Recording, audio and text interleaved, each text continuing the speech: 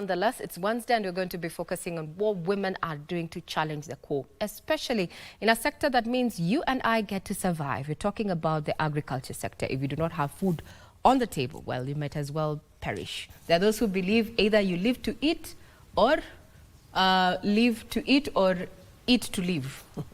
Whichever comes first, it depends on where you're seated. But now the conversation is, what are women doing in this particular space? Joining us this morning is none other than the CEO of Heifer International. That is Madam Surita Sandosham, right? Correct.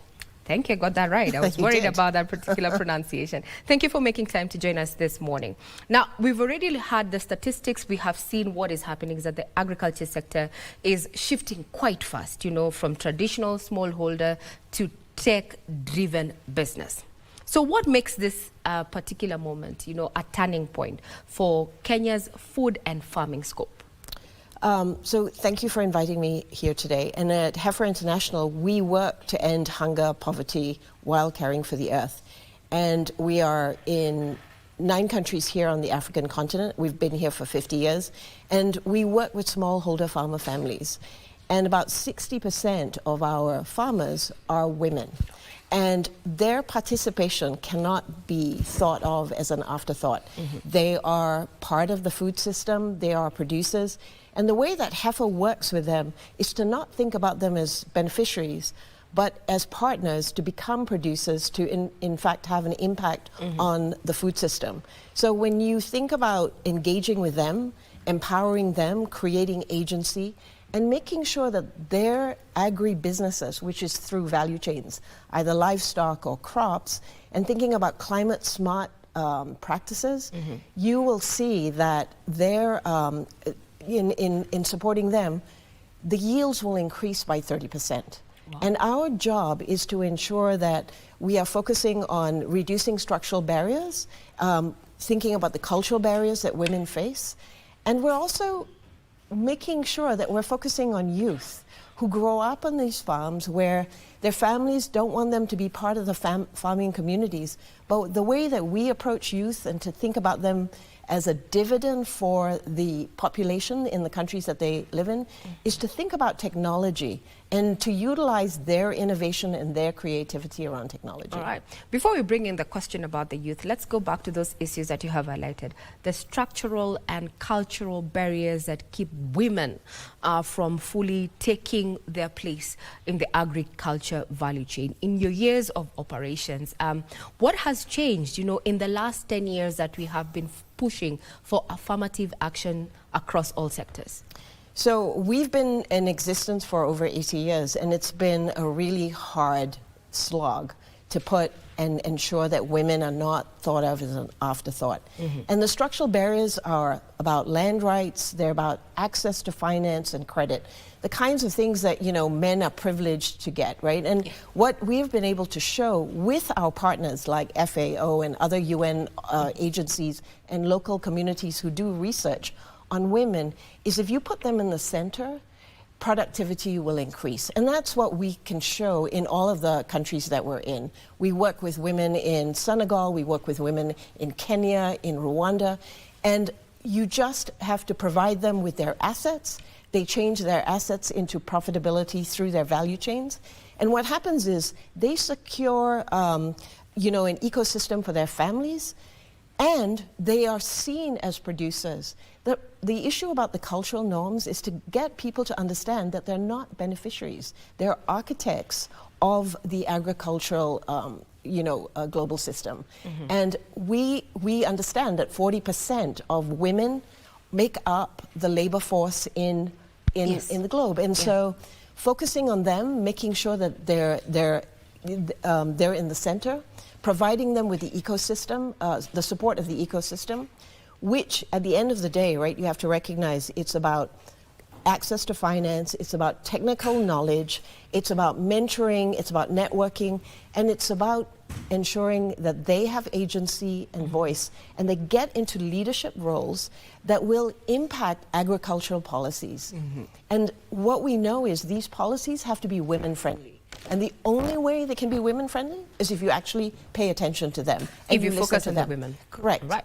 Now, we have seen different models that have been, you know, or rather in practice, I think in those two countries that you've mentioned, Rwanda and Senegal, especially with addressing the issue of land ownership, that women are coming together and leasing land, you know, as a group, as a cooperative, as a society, so that then they can, you know, overcome the barrier of structural ownership. Because you have to own the land, either rent or, you know, buy. Yeah, right, Yeah. So is that a model that can actually work within our Kenyan scope, looking at over 80% of our agriculture rather is small holdings? How can we break that barrier?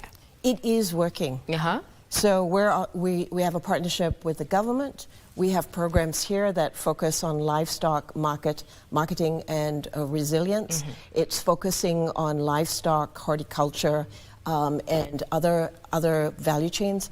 And the holistic methodology, which is you create self-help groups, it creates agency, they have savings and loans, they use those savings and loans towards their value chain. Our approach is to partner with them to ensure that they have the knowledge and the wherewithal to address the value chain so that it becomes profitable. We're thinking about the whole system. We're thinking about there has to be a market for their value chain. They have to know how to engage in that market. They have to have credit. And so when they graduate, which they do, from being self-help groups to cooperatives, we want to encourage and help them take leadership roles in the co-ops, because when women lead, everyone succeeds, right? Their families, their communities, and the population that they're serving. And we've been doing this for a long time in Kenya. I want to say one other thing. We believe in partnerships. So Heifer by ourselves can't make the change. Yeah. We have to partner with the women, the farmers, the cooperatives. The government also has projects, right? They have a bottom-up project, I think, or a bottom-up approach for smallholder farmers. They are part of the economic growth. So when we partner with government, we ensure that there's scale and there's sustainability. The thing about us is you can't do this with women unless you provide a foundation to create the agency and the voice that they need. And we have, you know, we already have that evidence in so the the model is working. So pulling together actually brings together more women to the fore and sits in that particular value chain. Now, there's also that other demographic, that is the youth. Over the years, agriculture has been deemed, you know, a practice that is only for the old people, the people who own the land, our grandfathers, our great-grandfathers. It's no longer you know, it's no longer the thing, especially among the youth. So then how do you recommend, or how do you think we need to go about it to, you know, integrate innovation to have the youth come on board? Because at the end of the day, as we say, the future is green, the future is with the youth. Yes, and so the youth are part of the communities that we work with, right? Right. We don't work with just individual farmers, we work with farming communities. And many of this youth that you're talking about have grown up on these farms. And if you understand what their families want for them, they want a better future. They don't want it to be the hard work of farming. However, farming actually is pretty sexy if you think about the value chains that we think about. It's not just about, you know, growing the crop. It's also about thinking about the whole chain, right? You're thinking about marketing, thinking about what kind of apps can support, right, the full value chain. And so at Heifer, we've created a program around agricultural youth entrepreneurship. And we are looking at youth who are already out there, who are already innovating, who are doing different things on the farms, and they're testing this out. And we're providing them with capital, we're providing them with mentorship, we're providing them with networks. And we have been doing this in our 9 countries, and we also have a regional competition. Again, I want to just say that we partner with, you know, the African food systems, because there are all of these young entrepreneurs out there, and what we want to do is make sure that we're creating a platform for them to succeed. And I think the thing that youth do well, because they do come from farms, they actually understand, right, the ground in which they're working in. And our job is to walk with them and support them and provide the mentoring, you know, support that they need. And can I just say one other thing? We actually have I just wanted to say, right, we're seeking the next generation of the agri-tech entrepreneurs from Kenya. All right. And just this year, there was a young Kenyan woman, Caroline Mwangi, who's the founder of Kimplanta Seedlings and Nurseries, who was the winner of the Ayute Africa Next Gen Challenge. So basically, we are using tech to bring in the youth on board, and yes, it's working. And it's working, and we just had a Kenyan woman win this year. This year's Caroline, cohort yeah, award. Caroline Mwangi. Congratulations to Caroline. Now, Surita, there's a question of climate change. Currently, we are looking at around 2 million people who are staring at hunger and starvation in the counties of Samburu, Isiolo, and Marsabit. This is a fact. So, what practical climate-smart solutions are helping, Kenyan smallholder farmers especially, stay productive from where you sit as an export? Yeah, so thinking about the environment is critical for us, right? We're ending hunger and poverty, but we're not just thinking about the people. We're thinking about the planet. And so caring for the earth is very critical. And one of the things I think people forget is our farmers have been on their land for generations. They actually have indigenous knowledge about how to keep their land going on for generations to come. And so our job is to provide support around what are the new technologies around climate smart agriculture, and to support them in terms of the work that they're doing with their livestock or their crops, and to ensure biodiversity. And one of the things that we think is really important is to think about agriculture from a regenerative perspective. All right, that you're regenerative perspective. Right. All right. And so that's all part and parcel of the way that we work with our farmers. All right. There's a debate that we've been having for years now within this particular space, and this is GMOs. So where do they come in, from a professional perspective? I'd want to hear your opinion. Now that we find ourselves here, is this one of the ways we can actually ensure that we're food secure? So it is, and it clearly has shown that through the Green Revolution. Yeah. However, we've also seen, right, that the Green Revolution has created a huge divide. And the farmers that we are working with are the most vulnerable. You talked about, the counties, right? Yeah. They're the vulnerable, and they're subsistence farmers. Yeah. And our job is to move them from subsistence farmers to sustainable farmers who are thriving and resilient. And in that spectrum, we're talking about using technology that's more indigenous, right? And we have to support them with the kinds of seeds that are, not going to be too expensive, so that they can ensure that they have higher yields in their crops. So it's not, our perspective is to focus on the most vulnerable in the most rural areas. Now, I want to keenly focus on the assaults, because, we have had perennial drought, and it's perennial. It's the high time we address. We're in the 21st century, and we have technological innovation. Is there hope? There's this question that we always ask. If we were to focus on irrigation in these particular areas, we have seen it work in West Pokot. What other ways can we ensure that these vast lands within the ISLs actually are more productive and sustainable going forward in light of the current challenges that we're having? Yeah, so I think you can't just focus on irrigation. What else do we need to focus on? I think you need to focus on the land. The land you itself? need to focus on soil. You need to focus on irrigation. You need to focus on wastage. You need to focus on all these different things. You need to focus on the fodder that you're feeding your livestock. You have to take a holistic view, right? And you have to think about it not from today, but what is the productivity that's likely to happen over time and that span. And that's our approach, taking a holistic approach to working with the farmers around that. And then thinking about renewable energy, thinking about what is easy, right, and affordable for our farmers.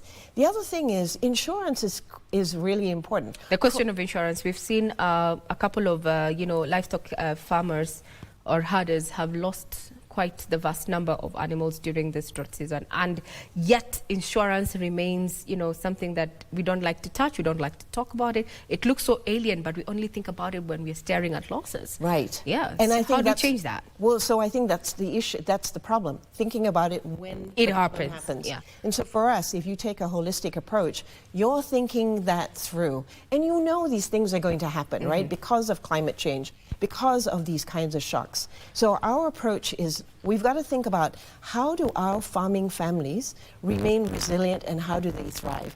Insurance has got to be critical in all of this.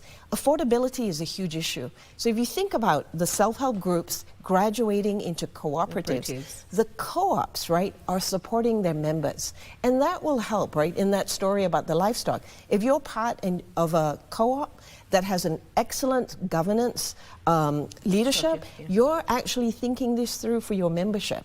And that's a really important piece. So we rely on that kind of structure, which is about thinking about the ecosystem. All right. Now, let's talk about Africa and global linkages, looking at agriculture everywhere is being reshaped by technology, especially artificial intelligence, robotics, and sustainability standards. Madam Surita, how is Africa, and Kenya in particular, yes, positioning itself, you know, within those global shifts in food production? Are we ready yet, or are we still chasing the bus that has already left? Well, I just mentioned Caroline Mwangi, yes, who just won the UTE prize. We have many of those prize winners in the countries that we work in. And in Kenya, I don't think you're behind. I think if you think about the youth that you have, they are very much a dividend, not a burden. And the issue is, how do you support them to ensure that their innovations take hold? That's all they're missing. What they're missing is credit, they're missing finance, they're missing mentorship. So we can't talk about, well, let's help the youth. You got to create an ecosystem that supports them. And most importantly, you need to listen to them. Because they actually know, right? And they're the future. We talk about them being the future. The future is now. They'll tell you that. That's what I've heard in every single competition I've attended in the countries that we're in. It's very exciting to hear from them, and I don't think Kenya is behind at all. We're in the space. The question is, what do we do about it? How do we take advantage of what we already have as a resource? Now, looking forward maybe to 2040, what must Kenya, and Africa get right today, to build a resilient, competitive, and globally relevant food system? So I think it needs to pay attention to the farmers that are its producers. And it needs to understand the ecosystem that the country is facing.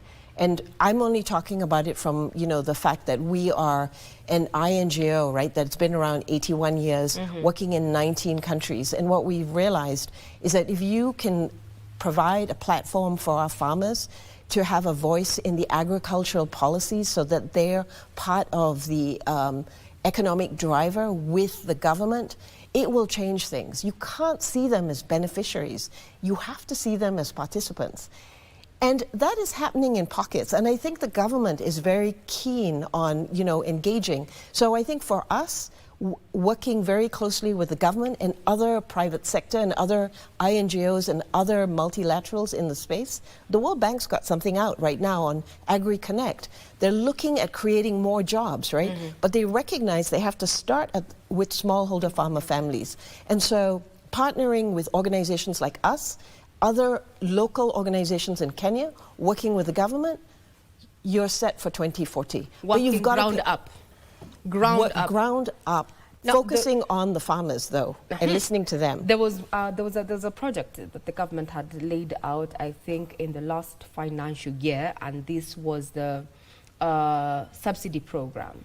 The seeds subsidy program. It also included the subsidy program on fertilizer. Basically, just tackling farm inputs. There are those who criticized that particular program, saying the issue is, how do we access this? How do we know that this is actually genuine fertilizer? How do we actually know that this, are the right seeds that you're... There was a lot of, gaps, especially in the information space.